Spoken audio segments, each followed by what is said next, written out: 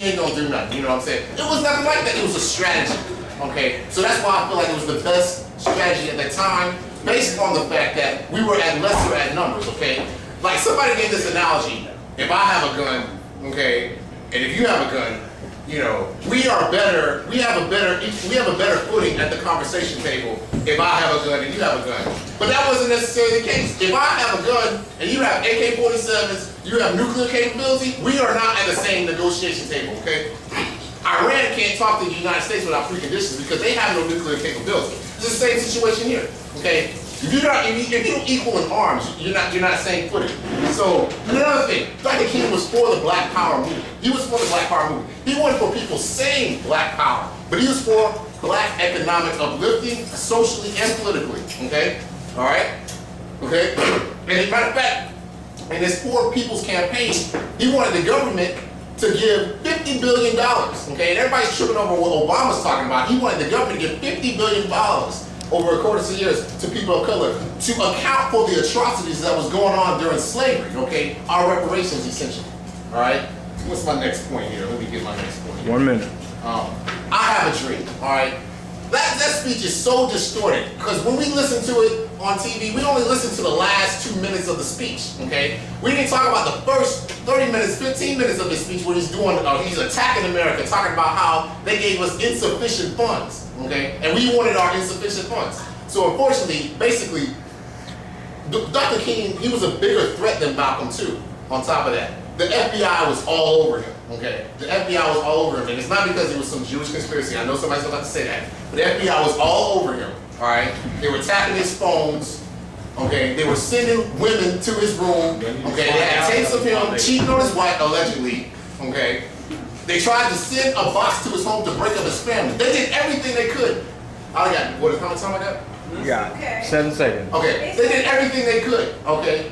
And they couldn't do anything. They couldn't stop Dr. King. He was unstoppable. So for someone to sit up here and say that he was a puppet for somebody, that's ridiculous. They were doing everything they could to get him out. Unfortunately, until the government, in my opinion, the government had to wipe them out. Okay, I feel like the CIA and the United States government wiped out Martin Luther King. They didn't do that to Malcolm X. His own people killed him. The government, the United States government, killed Martin Luther King. Okay, I'm done. Thank you. Thank you. I'm glad. Do I respond now? No, You wait. I thought you debated Brad, you debated me.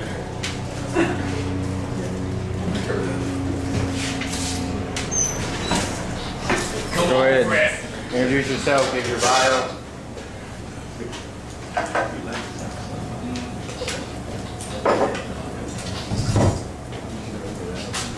Right. First of all, I want to thank everybody for showing up. My name is Brett Howard Davis. I was born and raised in Brooklyn, New York, the youngest of 6. I guess I should say that I was probably the single parent household, growing up with my mother and being raised by her in the so-called ghetto, or what do they call it now, the urban areas. Hood. As a result, I can relate to Malcolm more because he came from the streets as well, even though he was quite a good student in his younger years. Also, I mean, my history is that I was raised knowing about Black culture. I attended a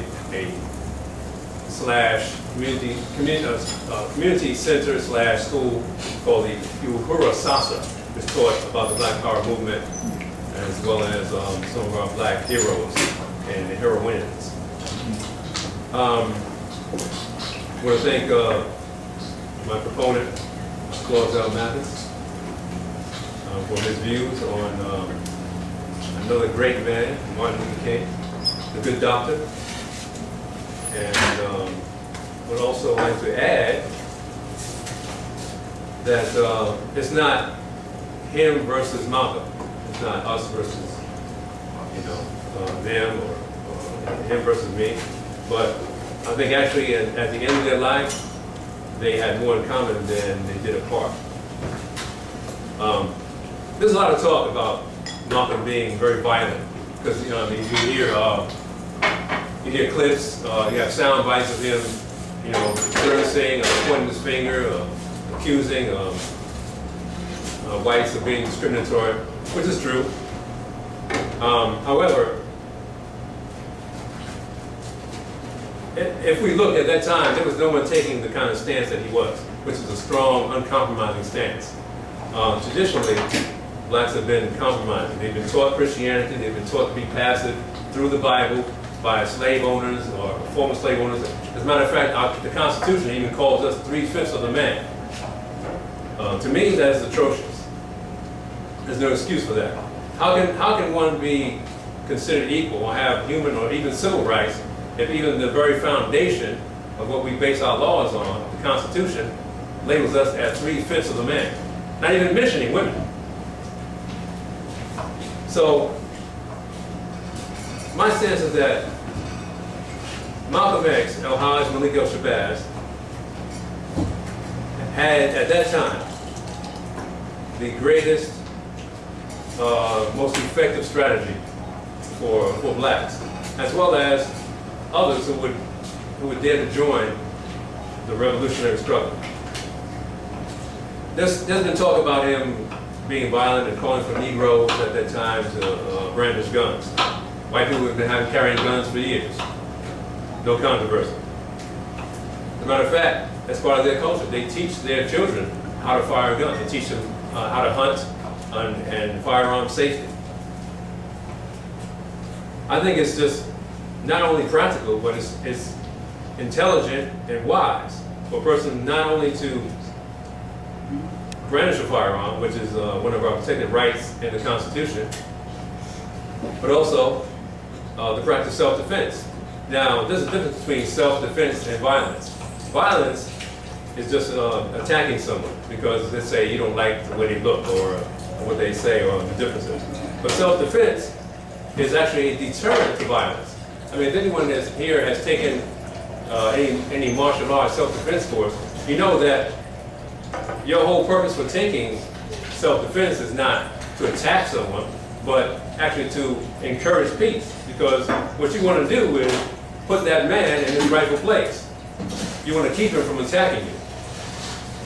You don't want to become a criminal or commit battery or assault, but you want to actually keep the peace. So